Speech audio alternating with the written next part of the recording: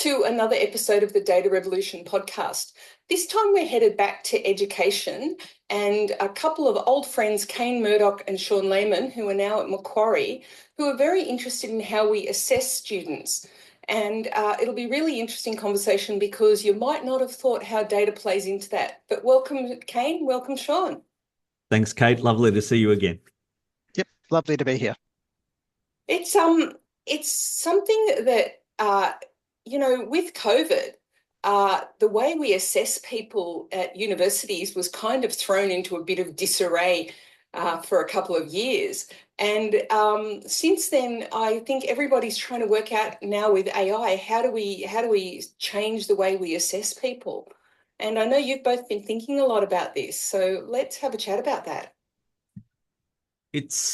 Yeah, there've been kind of big waves come through over the last decade, really. It's like for those of a certain age, they might remember the My Master scandal in 2014-15, where students were paying a mob just down the road in Sydney to do essays for them, and it kind of opened a window into what was happening. And that kind of progressed, and then COVID hit, which was like another big wave.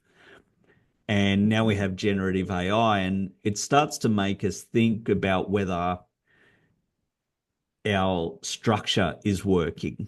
So, and that's where we kind of come in, because sometimes the main problem is changing the culture rather than changing any particular part of it.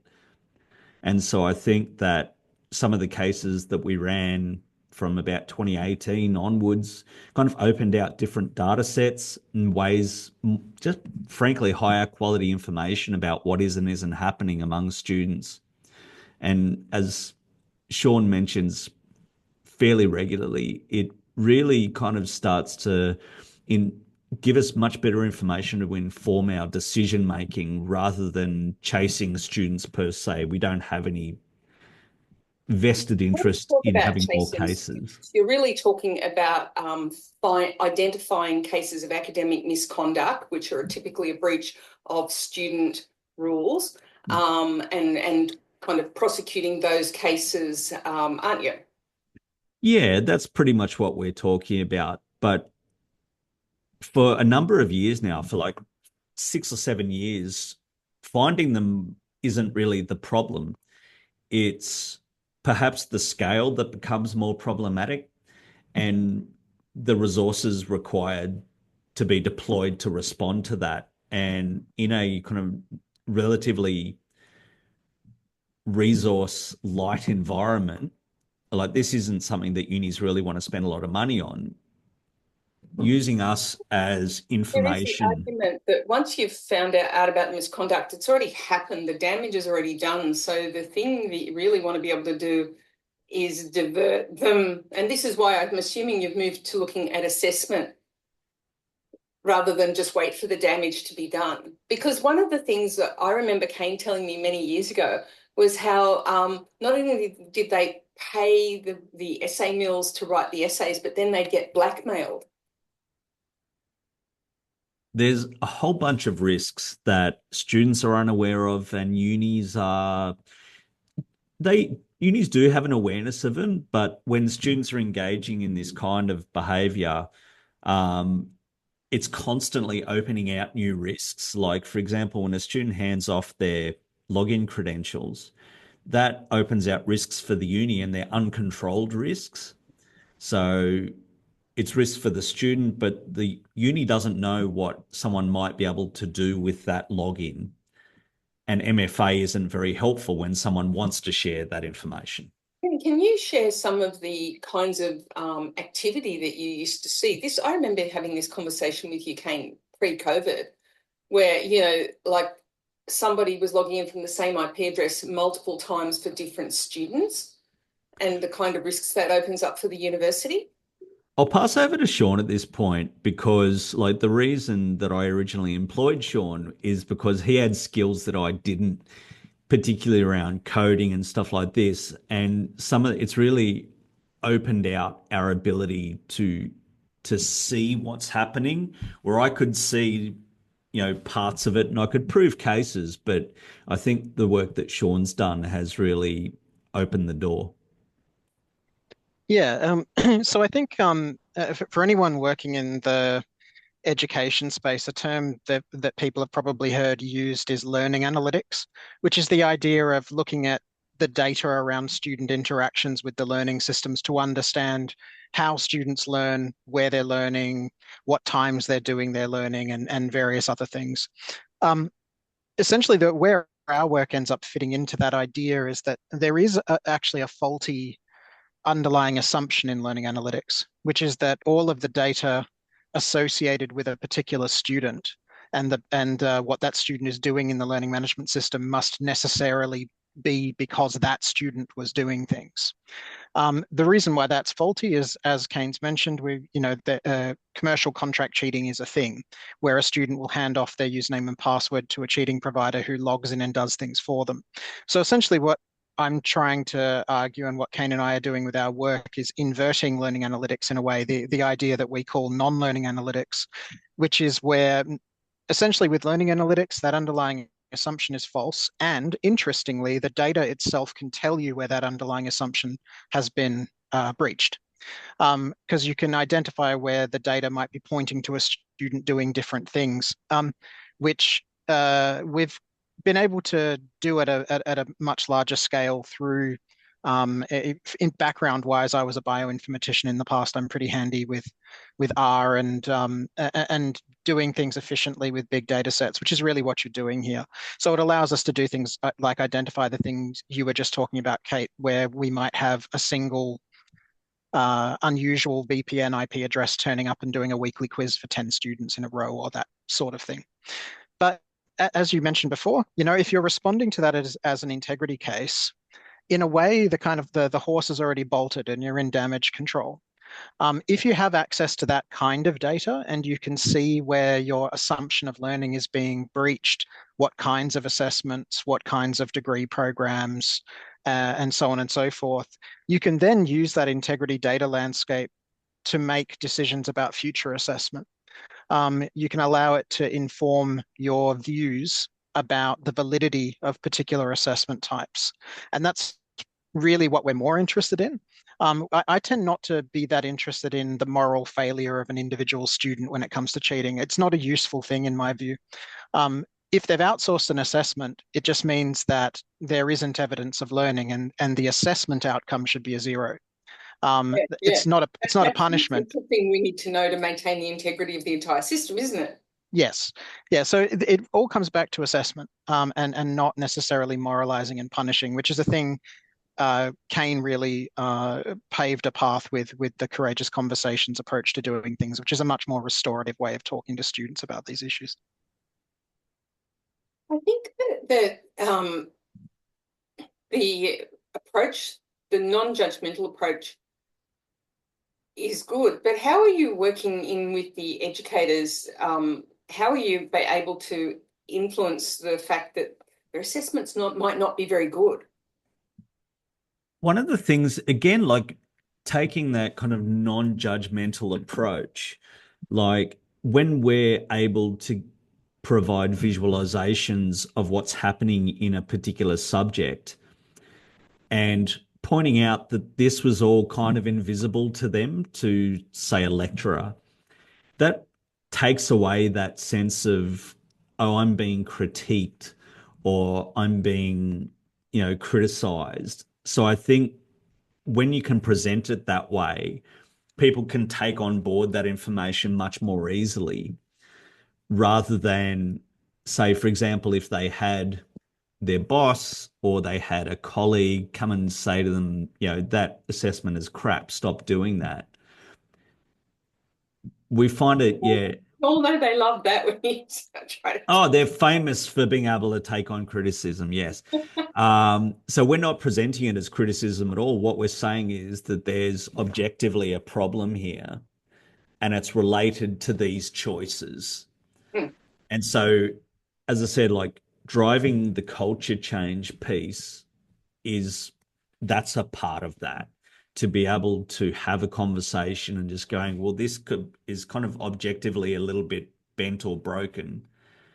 and therefore here's what we might suggest. But it still leaves all the agency in their hands, in effect. Because after COVID and with the advent of Gen AI, my husband, who's a high school mathematics teacher, he was just like, well, we'll lock all the students in a room with pen and paper, and that's how we'll assess. And it's fine for a high school because they can do that. But the scale that we're dealing with education in Australian higher education, it's actually really challenging to do those old pen and paper invigilated exams, isn't it? It makes me think that assessing on a kind of subject basis is like, I'm sure someone can come up with a model where it works, but to my mind, for most universities on the planet, it's not really tenable anymore. Like, for the reasons that you say, like trying to schedule tens of thousands of exam sittings when you don't have enough space to do it becomes increasingly problematic. And it was so I tend to, problematic at UNSW when we had the entire race course across the road. So we at UNSW have a race course across the road with lots of space. You think if you could do it anywhere, you'd be able to do it somewhere where you've got that kind of facility across the road. But it was really challenging even for us. Yeah. And so when you're thinking about how do you possibly even run this many exams, I think it'd come a cropper pretty quickly. And so it makes me start to think about um, summative assessments at a higher level. So like more like stage gates after a year. Just explain the concept of summative assessments because some people. Sure. So if we think about, okay, Shaun engages in martial arts. And so if we think about someone doing practice and they are working towards a belt, like a black belt, the test to do it or the demonstration of it is the summative assessment, where the process of getting to that test point is formative assessment. So they're getting feedback based on what they're doing and what they can improve on. But that point at which it's decided yes or no, you reach that level is summative. And so I tend to think that when we can bring the summative points up a level, that makes it more manageable, frankly. And I think you can actually lock those down a bit easier. It's not necessary that you have to run exams for everything, but rather when you're conducting less total assessment, managing the assessment you do run in a fairly secure way or using different data points like we have to inform the decision making rather than an overworked academic marking exams at 10 o'clock on a Sunday night, which is really one potentially fallible data point. Oh, well, even worse, you've got a huge pile of exam papers and you start open a bottle of red. Well, I didn't want to mention the bottle of red, good but luck for the people who started the bottle. Maybe not for maybe good luck for those who are at the bottom of the bottle. But that it's a fallible human process.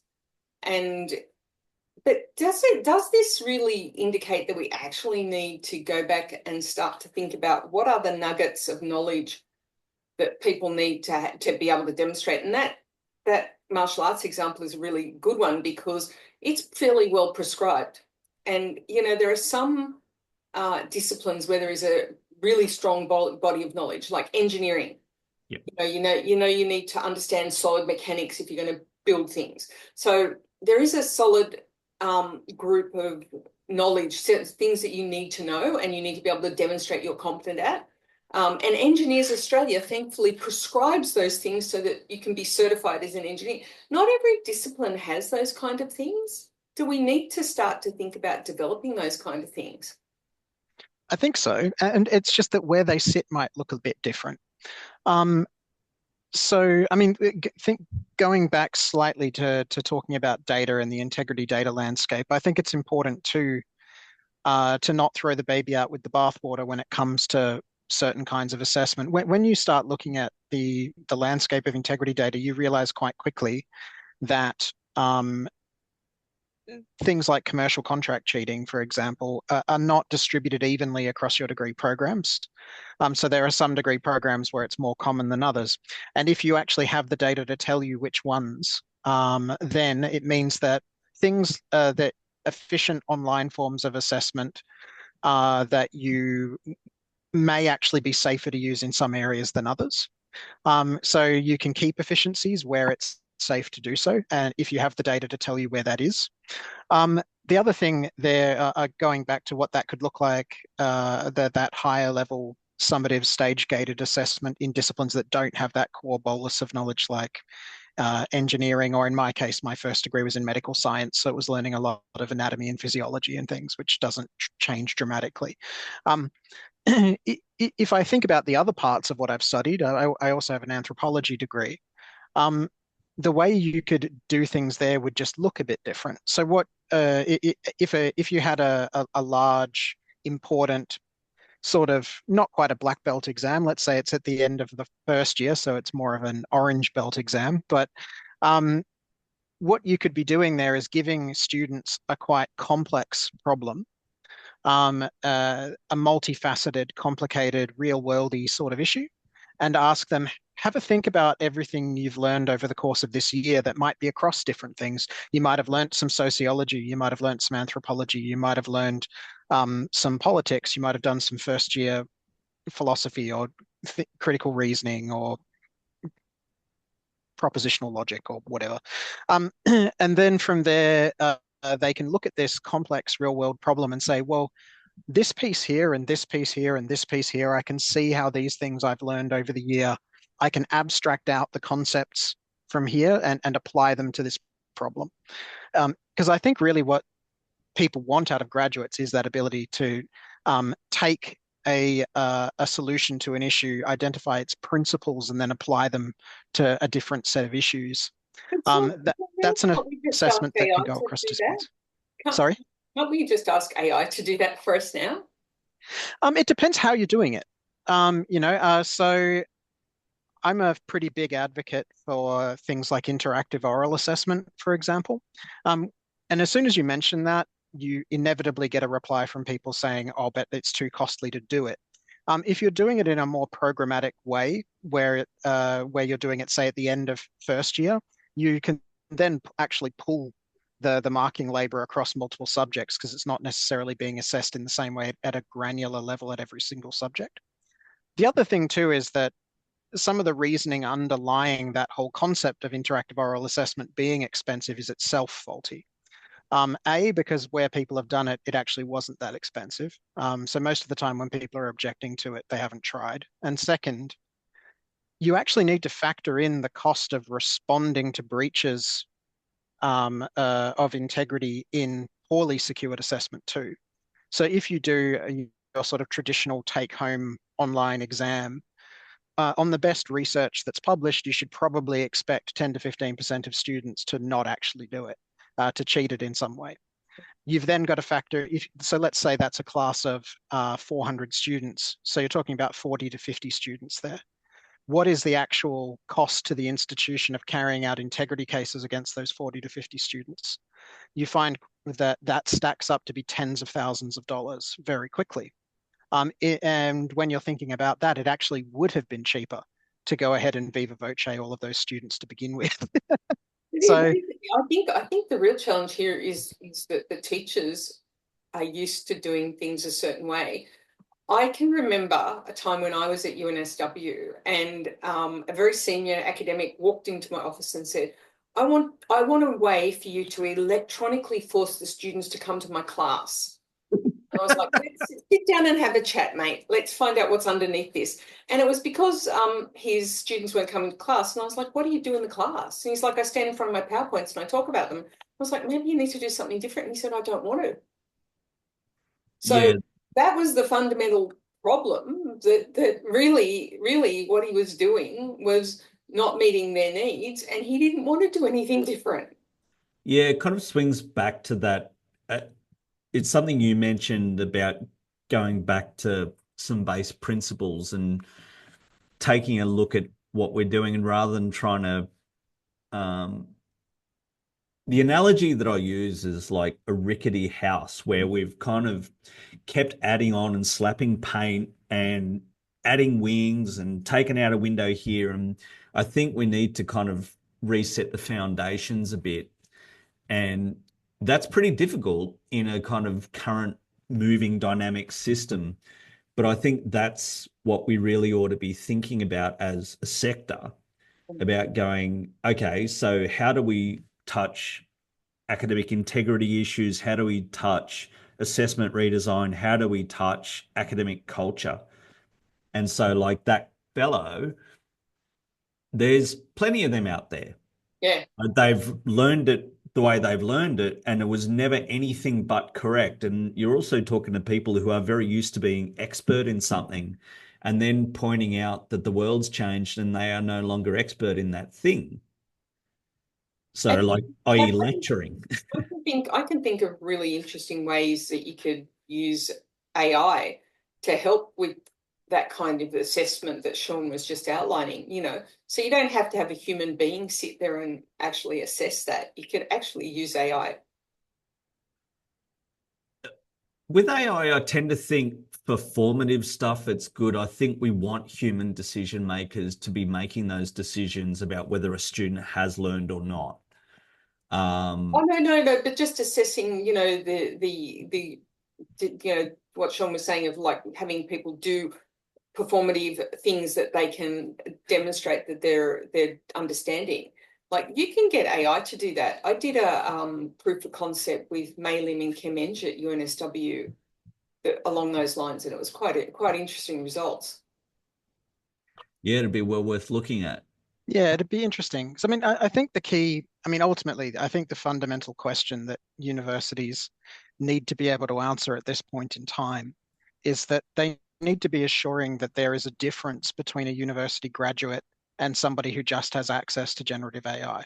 Mm. If there is no difference between those two things, then we should just take the shingle down and stop wasting everyone's time. So I think one of the ways to assure that is conversations. So conversations with students where you're talking to them, it's not just a presentation, it's an interactive conversation. So you can say to them, oh, you raised idea X, that's a really interesting idea. How did that come into your mind? How does this relate to so-and-so? How does this relate to something else? So it's a live conversation. Where that gets really interesting, I think, particularly when you're thinking about traditional written tasks that are sort of the domain of generative AI. People say it's cheated. I'm kind of not that interested in calling the use of generative AI cheating at this point. It seems a bit Sisyphean. But um, if let's say, for example, instead of you give an assignment to a student, which is ostensibly writing a report. But instead of marking that report by sitting in a room and reading the report and marking what's written on the paper with no idea whether any of those ideas actually came from the student, instead, you sit down with the student and have a conversation with them about the report. That's the marking. And that is, in effect, the assessment. Because ultimately, if the student didn't produce that document and they use generative AI to do it, but they can speak competently and interactively to every single concept that's in that document and Yeah, explain. they know it. So Yeah, if they know it, then who cares whether they wrote it with their fingers or generative AI? And I think that's where the learning conversations sort of need to go. There that's are a a lot very of big academics. shift, isn't it? Sorry, That's a very big shift. it is a very big shift, yeah, but I think it's a necessary one. So how are these conversations? I know you guys are hooked into a national and global network of people who are working on the same stuff. How are they thinking about this internationally? Is this the kind of things that people are talking about? I think everyone's facing very, very similar issues. And I think part of the context for all this happening now is the financial issues that unis are having. So it's kind of trying to sail the boat while the boat is halfway underwater. So there's definitely interesting conversations happening, but I'm without any patriotism, like Australia seems to lead the world in these discussions. All right. I think it's genuinely because we looked at the problems we were facing with integrity quite a bit earlier than anyone else has. And so we just got to a level of advancement or sophistication in the conversation before anyone else did. But from the perspective that other people, like Ireland is an example for me, they've really come on board and they're starting to lead in their own ways, which I'm enormously impressed by. But yeah, like I think anyone who thinks we can keep doing it exactly the same way without any blowback or consequence is misinformed. Do you think there's anything that can be done at the end of educating the kids about this before they hit university, Like, can the parents talk to the kids? What should the parents be saying to kids? There's a lot of parents that listen to the show. I think that schools train students to the test, and it's not that they're doing anything untoward, but it's talking about incentives. And so like the incentive is to get good marks, or the incentive is to pass. The incentive is to get to uni, rather than the incentive being to learn. And when So students, NAP plan's the cause of all of our problems. I wouldn't go that far, but yeah, like it's a problematic feature of the education landscape. And I have this belief that young people are just natural learners. Like a lot of them just want to learn, whether it's learning about, riding a skateboard or doing karate or whatever. They're just kind of information sponges. And I think we kind of squeeze it out of them a bit. So for parents, what I would say is talk to your kids about what they've learned. You should be concerned if they can't speak with any kind of lucidity about the things that they've learned. But more, I would say that talking to their teachers and getting a sense of them as people rather than just students we're producing like a factory. Because I think they come out of high school and not enough changes at uni. So they're still so mark incentivized. And I think it's driving a whole bunch of anxiety, like literal anxiety. In our space, and I'm also a chair of the appeals panel for the university, and we see a heck of a lot of clinical anxiety and depression. And it seems to me this is not a very happy or healthy generation of young people. And part of that is to do with the stresses around marks and achievement and lacking confidence in those things. Yeah, yeah. Hey, and Shaun, just a question about what higher ed institutions can do to start to build this kind of data landscape that can help facilitate these kind of conversations. Yeah, sure. So I think there's a couple of things that can be done. I mean, I think that the first thing every institution should really do is appoint as an actual position in a reasonably well-paid position, an integrity data scientist, someone like that. And that should be somebody whose job it is to look at the learning data. That can be document metadata, that can be learning management system interaction data. It can be MFA data, it can be all kinds of things, to understand the patterns of student interaction and be able to identify where the data is telling you that your presumption of learning is being undermined, and then use that data. So if it's very apparent to you that weekly online quizzes are very frequently outsourced one way or another, then that's a good signal that they're probably not a good thing to use as a summative, that is graded form of assessment. Yeah, that sounds like a really obvious thing, doesn't it? And it does.